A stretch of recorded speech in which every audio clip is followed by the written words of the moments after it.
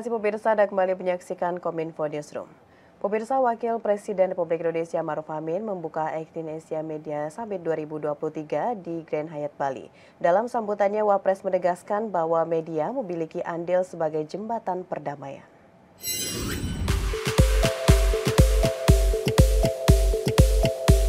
Wakil Presiden Ma'ruf Amin resmikan pembukaan Asia Media Summit ke-18 tahun 2023 di Grand Hyatt Bali. Pada kesempatan tersebut, Wapres mengajak pelaku industri media, khususnya di kawasan Asia Pasifik, untuk meningkatkan peran dalam upaya pembangunan ekonomi berkelanjutan. Lebih lanjut, Wapres menyampaikan pembangunan kolaborasi yang saling menguntungkan dapat ditunjukkan melalui kontribusi dalam mengawal kebijakan dan program pemerintah agar tepat sasaran.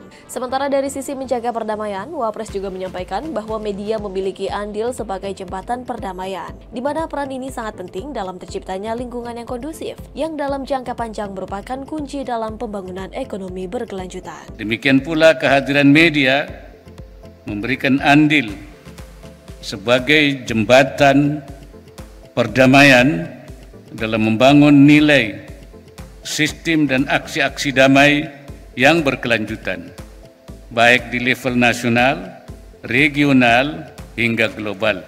Sebelumnya, di kesempatan yang sama, Direktur Utama Lembaga Penyiaran Publik TVRI, Iman Brotoseno, menyampaikan bahwa konten yang disiarkan melalui media memberi dampak kuat bagi pemirsanya. Oleh karena itu, ia meyakini pemilihan tema pada AMS ke-18 tahun 2023 sangat tepat seiring dengan kekuatan yang dimiliki media untuk menyebarluaskan informasi strategis kepada masyarakat, salah satunya tentang isu ekonomi berkelanjutan.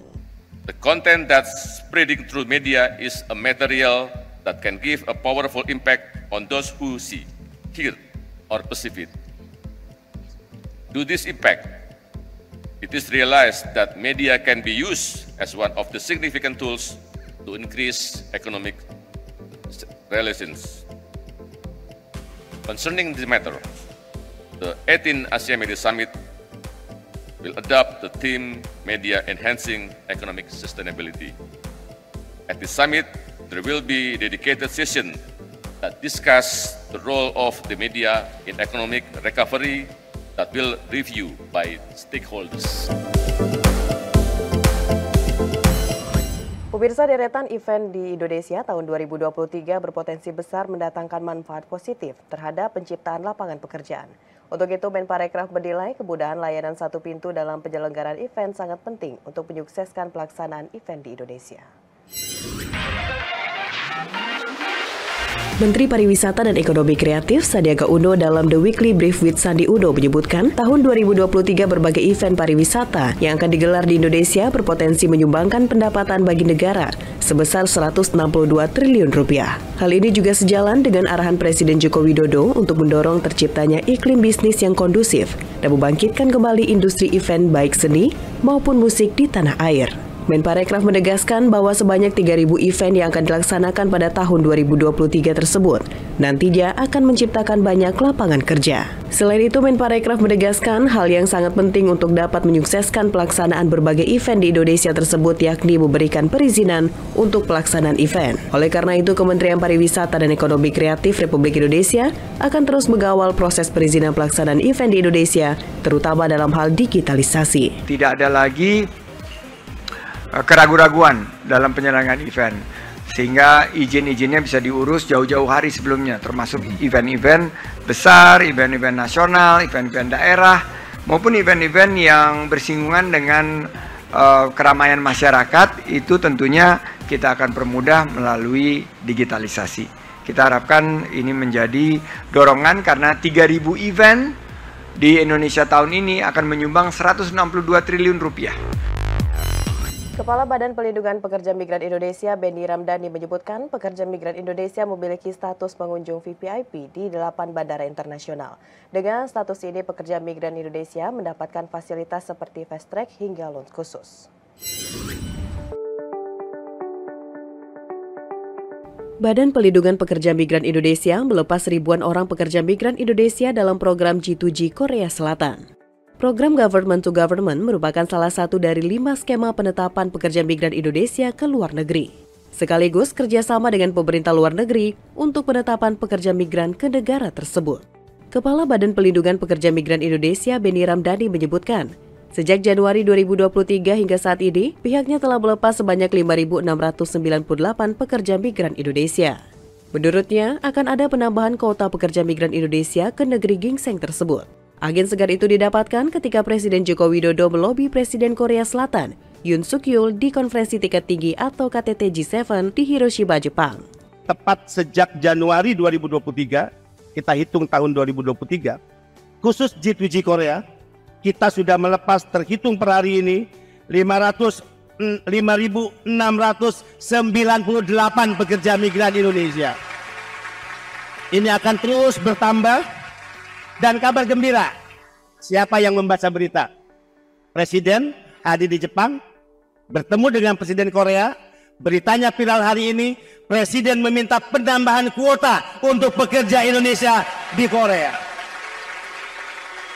Itu artinya Presiden sangat peduli. Bedi menambahkan pekerja migran Indonesia adalah duta pahlawan devisa karena mereka sebagai pekerja profesional aset bagi bangsa Indonesia.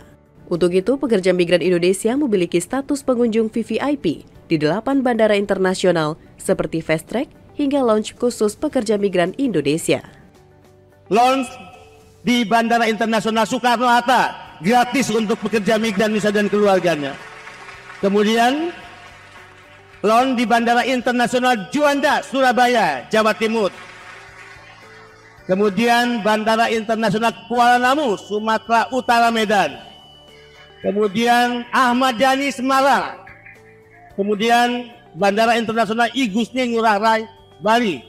Dan terakhir Bandara Internasional Nusa Tenggara, Lombok dan Yogyakarta. 8 fasilitas lounge untuk pekerja migran Indonesia. Beralih ke informasi lainnya pemirsa, kecepatan kereta api cepat Jakarta-Bandung dalam tahap pengujian kini ditingkatkan secara bertahap. Mulai Senin lalu pelaksanaan testing dan komisioning kereta cepat ditingkatkan kecepatan perjalanannya.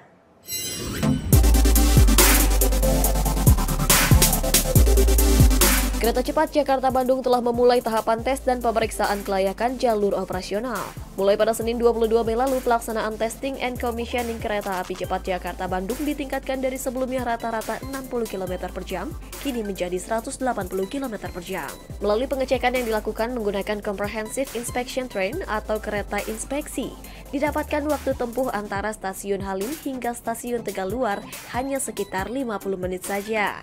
Nantinya kecepatan akan terus ditambah hingga mencapai puncak kecepatan operasional di 350 km per jam, bahkan hingga mencapai puncak kecepatan teknisnya, yaitu hingga 385 km per jam. Untuk mencapai kecepatan maksimal tersebut, pengoperasian uji coba akan terus ditingkatkan setiap harinya. Perjalanan dengan kereta inspeksi difokuskan pada pengetesan integrasi sistem sarana dan prasarana. Satu rangkaian kereta inspeksi kereta cepat Jakarta-Bandung terdiri dari 8 kereta. Fungsi berbagai kereta tersebut terdiri dari kereta 1 untuk kebutuhan pengujian lintasan, kereta kedua untuk memeriksa sistem persinyalan dan komunikasi, kereta ketiga untuk fungsi OCS, kereta keempat dan ketujuh untuk ruang kerja, kereta kelima berfungsi sebagai restorasi, kereta keenam merupakan ruang pertemuan, dan kereta kedelapan untuk fungsi sinyal dan pengecekan integrasi rel roda. Pelaksanaan testing dan komisioning KCJB akan terus dilakukan oleh PT KCIC bersama dengan para kontraktor dan konsultan independen. Kecepatan akan terus ditingkatkan secara bertahap untuk memastikan seluruh sarana dan prasarana yang dibangun dalam kondisi siap hingga nantinya beroperasi pada 18 Agustus 2023. Jadi kita telah melakukan 2 kali uji coba, yang ini tes commissioning kedua dengan high speed maksimum tadi 160 km per jam. Maksimum speed dari kereta ini 365 ya, dan waktu operasional nanti 365. Nah ini kita merasa semua sistem, tadi dengan pihak China kita diskusi, semua berjalan baik. Jadi mulai dari trainsetnya sendiri, kemudian traction antara wheel dengan railnya, kemudian signaling, komunikasi, power, semuanya juga well. Jadi kita merasa ini sudah baik di speed ini. Cuma memang ada beberapa PR terkait dengan proteksi dari lokasi ini, pagar, kemudian sound barrier, supaya nanti pada waktu speednya mencapai speed maksimum ini tidak mengganggu masyarakat. Nah, karena kalau speednya tinggi sekali nanti ada angin yang akan membuat juga nanti ada gangguan. Nah ini kita lagi kaji apa saja yang harus kita lakukan. Wika nanti akan melakukan perbaikan-perbaikan. Setelah itu baru kita akan maju ke 385. Pemirsa, usai jeda, kami akan kembali dengan dialog mengenai Kominfo siap sukseskan pemilu di ruang digital sesaat lagi.